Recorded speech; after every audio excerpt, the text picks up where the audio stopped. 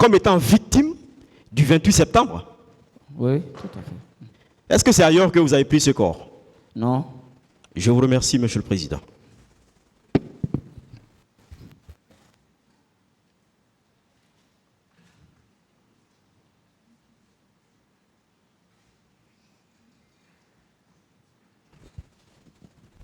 Merci, Monsieur le Président.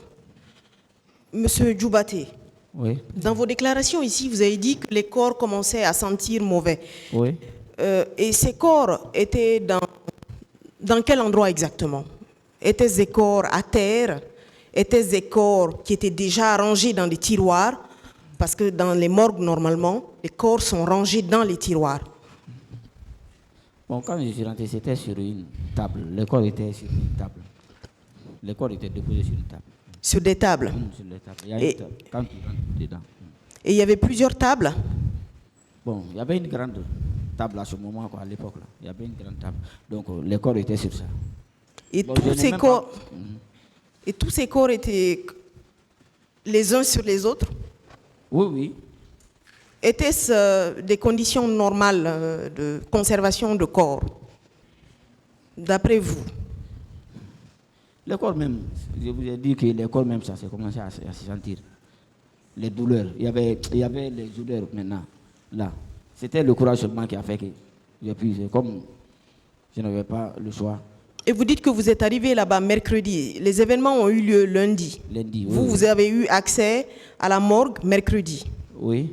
Donc, au bout de 2 jours, les corps sentaient mauvais parce que ça n'avait pas été préparé. C'était juste là-bas, juste pour le nom, en fait. Oui. C'était pas des conditions de conservation de corps. Bien. Oui, oui. D'après vous, est-ce que ça, c'est pas un traitement qui touche un peu à la dignité de ces personnes-là qui sont décédées? C'est vrai que quand on meurt, on est mort, mais quand même, l'être humain garde quand même une certaine dignité, même après la mort. Oui, oui. Quels sont les militaires que vous avez remarqués à l'intérieur à la rentrée de la morgue, mais à l'intérieur également de la morgue? C'était des policiers, des gendarmes, des bérets rouges. Est-ce que vous pouvez décrire un peu, s'il vous plaît? Maintenant, la grande porte de la morgue, c'était la police qui était là-bas. C'est les policiers qui étaient là-bas. Je vous ai dit ici, quand on a dévié maintenant, en passant par la psychiatrie, on a garé la voiture là-bas. À une grande surprise, à la petite porte là-bas, parce qu'il y a une porte là-bas rentrée.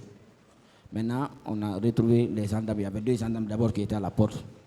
Maintenant, quand moi je suis rentré, maintenant dans la cour, c'est seulement la gendarmerie qui était dans la cour. Maintenant, quand je suis rentré maintenant, dans la morgue, la maison même, quand je suis rentré là-bas, c'est seulement le béret rouge qui est sorti maintenant là. Est-ce que ce béret rouge-là, est-ce qu'il avait une arme? Ou il n'avait pas d'arme? Ou vous ne l'avez pas remarqué? Je n'ai pas remarqué ça. Seulement, son truc, la casque, là, était ici, là. Il avait mis ça ici. Donc, vous, ce jour, vous n'avez vu aucun service administratif de la morgue? Il n'y avait aucun service administratif. Vous vous êtes faufilé, vous avez pu rentrer parce que vous êtes médecin, vous avez une blouse. C'est tout.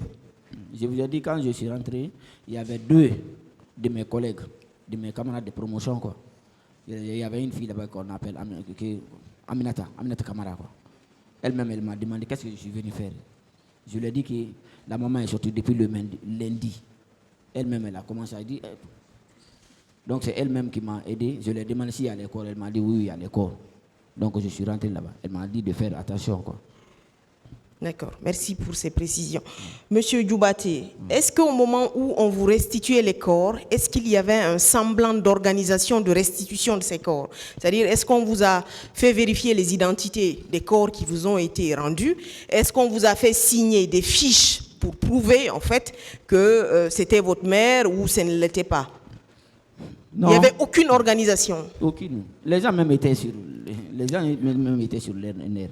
Ils avaient dit de laisser les corps là-bas. Et c'est des véhicules de police et de militaires qui vous ont restitué ces corps? Justement, oui. Ce n'est pas dans des ambulances? Non, non.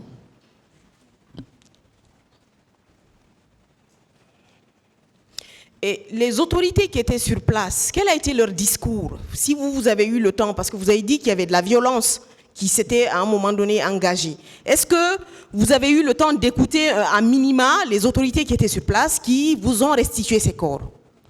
Ah, maintenant, quand ils ont envoyé les corps, ils ont mis les corps un à un. Moi, bon, je n'ai pas cherché maintenant à écouter. Mais même quand Moustapha Koutouboussano est venu, moi-même, je n'étais même pas là-bas. Il n'a pas eu le temps de parler. Hein? Si Bon, j'avais appris qu'il avait commencé, parce que j'ai vu le mouvement de l'autre côté. Ils étaient un peu loin. Ils ont commencé à faire des erreurs. Il paraît-il qu'il avait commencé à sensibiliser. Mais bon, les gens ne voulaient même pas écouter. C'était quand, parce qu'en voyant les corps, comment était, les corps étaient mal fichés. Donc, ils ont commencé à jeter les pierres. Nous, on a cherché à prendre pour nous. On est repartis. Ok, pour votre propre sécurité. Monsieur Djoubaté, est-ce qu'à ce moment-là, est-ce qu'après les événements, est-ce qu'après que vous ayez enterré votre mère, est-ce que la commission nationale d'enquête vous a interpellé ou appelé pour savoir les conditions dans lesquelles votre maman est décédée? Parce que ici, la ligne de défense de l'ancien président de la République est de dire qu'il a mis en place cette commission, c'était pour élucider les faits, c'était pour arriver à la manifestation de la vérité. Est-ce que vous avez été contacté par cette commission nationale d'enquête? Non, moi seulement, il y a une ONG américaine, Women's Rights, c'est qui était parti à la maison. Ils ont pris, il y avait une truc là, vers Madina, la villa. Je suis allé là-bas, mais la commission nationale, je n'ai jamais. Ils ne m'ont jamais appelé. Ok. Est-ce qu'à l'époque, M. Djoubaté, vous aviez senti un quelconque souci des autorités de l'époque de vous traiter en fait avec l'humanité qui devait scier à l'époque? C'est-à-dire que vous avez senti que les autorités se souciaient de vous, de vos familles? Non, pas du tout. Pas du tout. Vous n'avez pas senti de compassion de la part des autorités qui étaient à l'époque en place? Oui. Monsieur le Président, je n'ai plus de questions pour M. Djoubaté.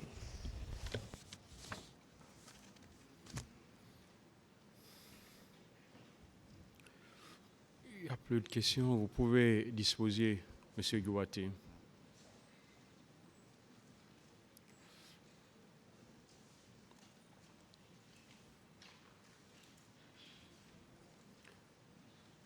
Oui.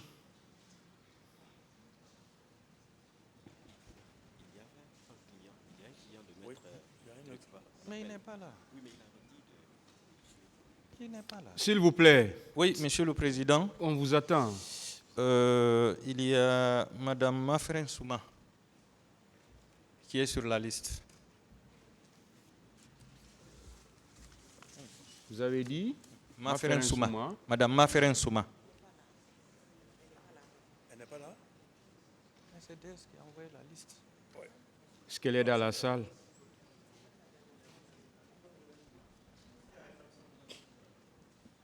Vous? Et vous êtes qui?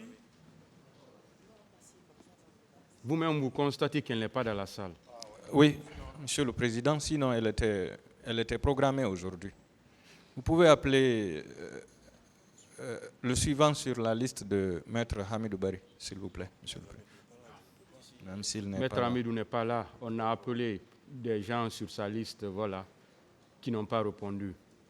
On a appelé par exemple Abdoul Gadri Diallo. Voilà.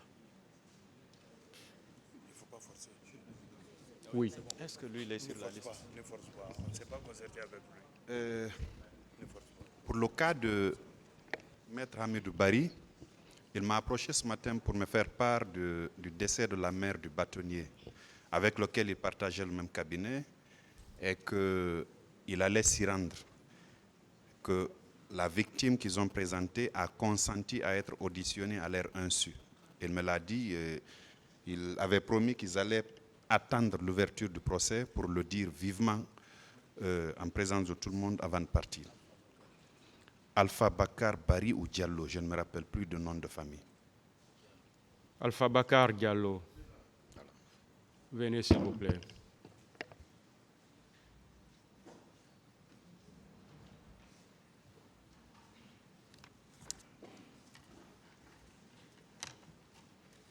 Vous voulez parler dans quelle langue, monsieur? Je me débrouille un peu en français. Vous vous débrouillez en français ou vous voulez parler en français? Oui, je peux parler en français.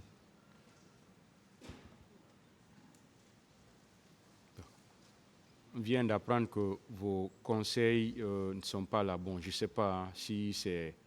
Quelle est votre organisation en votre sein? Ah, d'accord. OK, c'est bon déjà. Je ne vous voyais pas, hein, parce que je suis masqué par... voilà. Non, vous pouvez rester. Hein. Messieurs, vous pouvez rester.